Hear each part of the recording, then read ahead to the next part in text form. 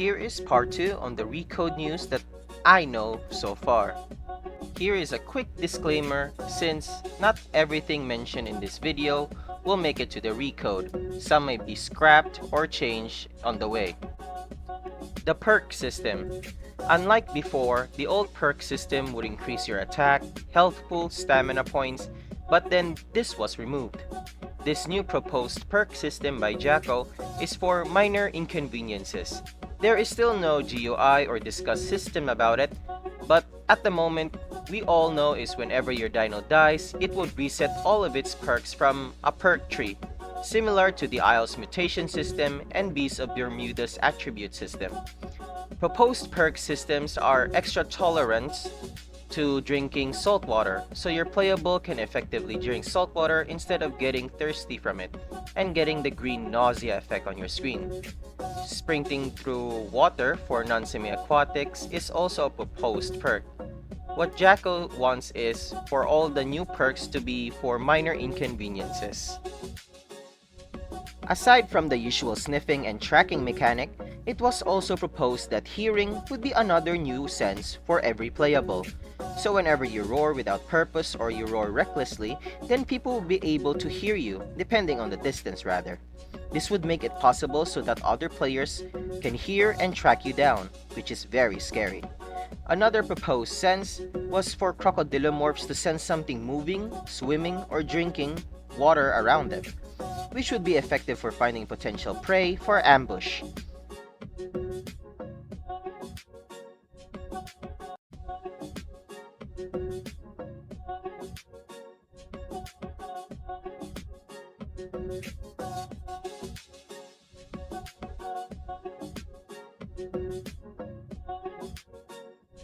This video was made by Luca. It isn't the official Recode development footage, but rather a mock-up of the proposed mechanic that he had envisioned.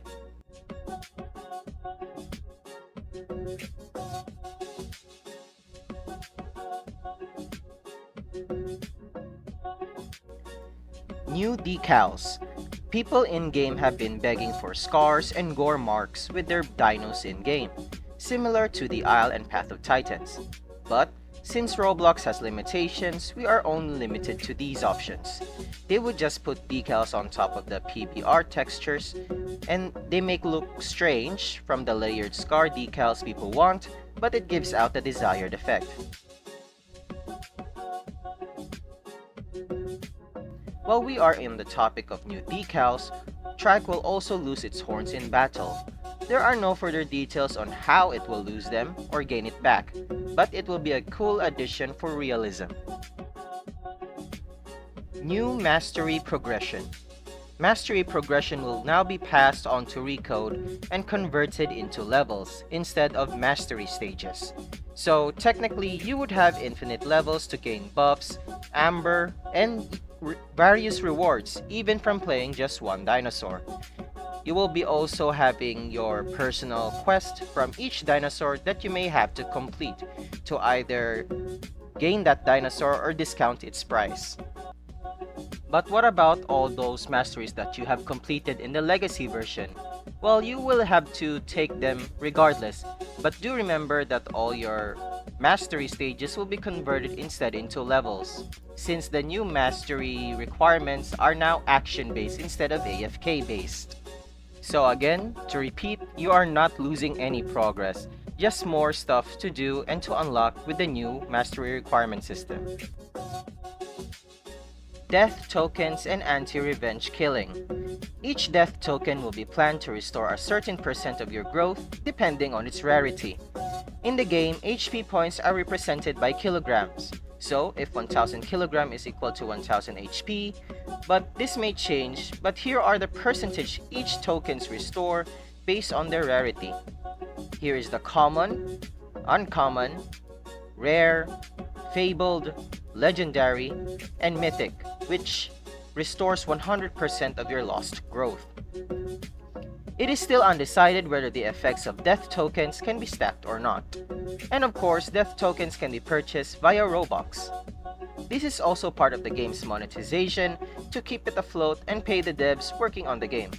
Here are the proposed prices, and which are not final, for the common, uncommon, rare, fabled, legendary, and mythic tokens. Some of you might be thinking, what if the rich players and exploiters just keep buying death tokens to go on a killing spree? Killing anything on sight, and they would just keep buying tokens to restore their dinosaur. Well, 2 points come to mind. First, it gives the game more money, so it's kind of a win. Second, there's an anti-revenge mechanic planned for the Recode, where a certain player cannot hurt or touch your playable dinosaur for a certain amount of time. They will just be spawned far away from where they died, so technically that would give you more than enough time to heal or safe log out of the game. So the era and time of revenge killing will finally be over. With Recode comes with the most important aspects of the game, PvP. The game will receive an overhaul of its attack boxes coming from spears to now accurate scopes of attacks. Of course, some will have leeway such as giving carnivores cone-shaped attack boxes so they can hit smaller targets at their feet. But certain abilities will remain an AoE, such as the planned stomps of certain sauropods. New abilities. Our Bobinator will be definitely having the climbing and gliding ability. Unsure that it will have the pouncing ability, but I have high hopes that it will have it. It might even get a toxin ability, same with Centicephale, since it was planned way before Recode. Most of us are aware that pouncing mechanic will come to the game. Additionally, crocodilomorphs will now be able to live grab their targets relative to their weight and stamina, since struggling will be an option for those targets so they can have the chance to break free from the live grabbing through a minigame planned by the devs. A new ambush mechanic will also be planned in the game, where carnivores can crouch and they will get a speed boost similar to what the Isle Legacy has. Crouching will now also greatly reduce the sounds of footsteps, allowing for a much stealthier approach. Carnivores are also able to blend in within the foliage as they would turn transparent if they won't move. It will have a different effects depending the time of the day. But don't fret, since crouching will cost a bit of stamina, so carnivores wouldn't be crouching all day in one spot. So it isn't that overpowered or exploited. Here are a few examples of Rex crouching and about to ambush a Pachyrhinosaurus with different time POVs.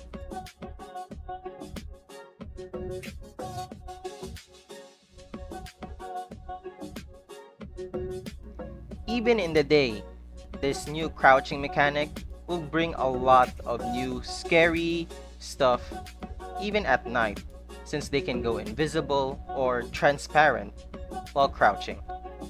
I do forget to mention that while crouching, they will gain an ambush ability where they get a speed boost and a short attack boost after exiting the crouching state. There would also be grappling, pinning, and struggling for dinosaurs. This would allow carnivores to hunt their preferred food and succeed better. Since in the Recode, herbivores can now pack in limitless amounts, where they can now form big herds without consequences from the Mega Pack debuff. Here are some of the proposed footage and images that Luca has given into the Features Ideas channel from the Discord. New dinosaurs and TLCs.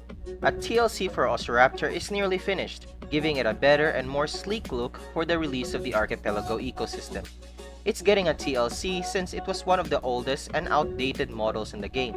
Even its jump causes it to break some of its animations. The new playables planned for the Archipelago ecosystem is Dreadnoughtus with Argentinosaurus as its skin, Carcharodontosaurus with Giganotosaurus as its skin, Saltosaurus, a medium-sized sauropod planned to be added as an extra herbivore playable for the carnivore-infested Archipelago ecosystem. Of course, we cannot forget about the pterosaurs. For each ecosystem, there will be an assigned pterosaur, since with the Recode, flight will also now be possible, as well as the long-awaited fall damage. This will remake PvP as we know it. No more running off cliffs and not expecting any consequences. New Playable AI.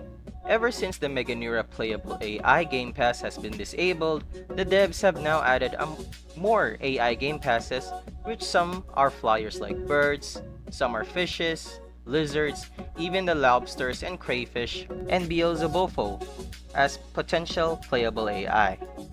While in the topics of AI, we are not only getting more critter AI and playables, but now dinosaur AI.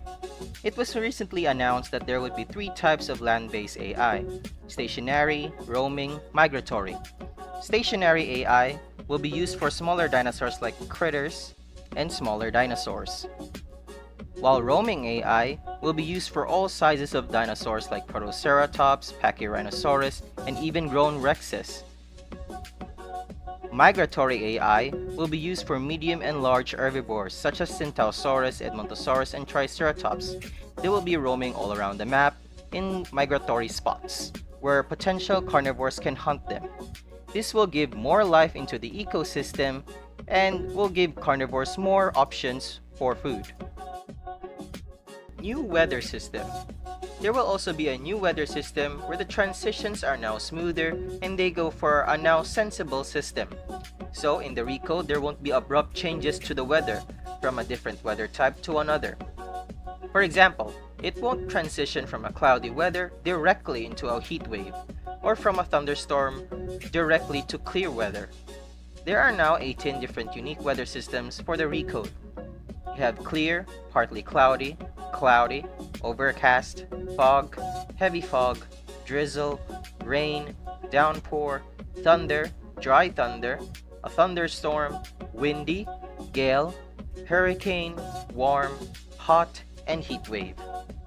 Finally, seasons. The first step before adding natural disasters to make the game harder. Seasons will be added to further challenge players. Why? Well, sit down and relax. Here's a reason why I saved the best update for last. PE servers have a 12-hour lifespan before it gives you a message on the screen that the server will slowly shut down in 60 minutes, giving you enough time and heads up to a fresh server. Some certain weather types will also be only exclusive to certain seasons. For example, you cannot expect a heat wave in the middle of the winter, right? Within that 12 hours, each season will be 3 hours long, which translates to 3 in-game days, each having 90 minutes. The server will start at June, which is the start of the summer months of July and August. During this season, there will be abundant food for herbivores. Although for carnivores, corpses will rot and despawn faster due to the heat. Next is the autumn season. September, October, and November are its months. Vegetation will slowly turn color. In the northern biomes, food for herbivores will start to get scarce, encouraging them to migrate. Meanwhile, the southern biomes will remain unaffected. After that is winter, with the months of December, January, and February. Northern biomes will be receiving snowfall, thus a drastic change in temperature and overall look. For herbivores, food will be limited in the north, unlike in the southern part of the map. Due to the cold, corpses will despawn slower now. Nighttime will also be longer compared to daytime. Lastly, in the months of March, April, and May will be spring. Natural disasters are now rare. Temperature across the northern and southern parts of the map will return back to normal, as vegetation will slowly grow back as well.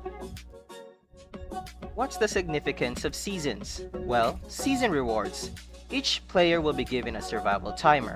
It starts as soon as you log back in the game. The survival timer will keep track of your time playing in the game, which will give you the rewards. Do note that the survival timer will go back to 0 whenever you safe log, leave the game, or menu out of it. Rewards can range from amber, fossils, boost, death tokens, mastery points, and more. As I have understood, there are 2 types of rewards. The first reward is where certain players cannot play the game for more than 90 minutes, then they will receive a certain rewards based on that time. The second reward will be seasonal rewards, where in the 3 hours of your playthrough, if you can make it, then you will have the corresponding seasonal rewards. Rewards will of course scale to the dinosaur you're using. Triceratops will have much better rewards when compared to surviving as a Protoceratops, obviously. For the season rewards, winter will obviously be having the highest rewards in value, followed by autumn and spring, which will bring moderate rewards, and summer being the worst in comparison of rewards value. I hope that when Recode releases, seasons will also be functional, as it will challenge players and bring out so many new hunting and grazing strategies. For example, in the winter months, nocturnal dinosaurs will have a field day since their activity time is extended. Carnivores can now wait and ambush in popular migration spots around the map for their preferred prey. Herbivores will now have to stick together and form megaherds, which will add to the ambience and realism into the game. Again, all of these are just proposed ideas, plans, which might get changed or removed entirely. Again, this is Dad Domsky. Hope you're all excited for the Recode upcoming, and let's give the devs our support and patience so that they would give us a proper and hopefully less buggy game. Until next time,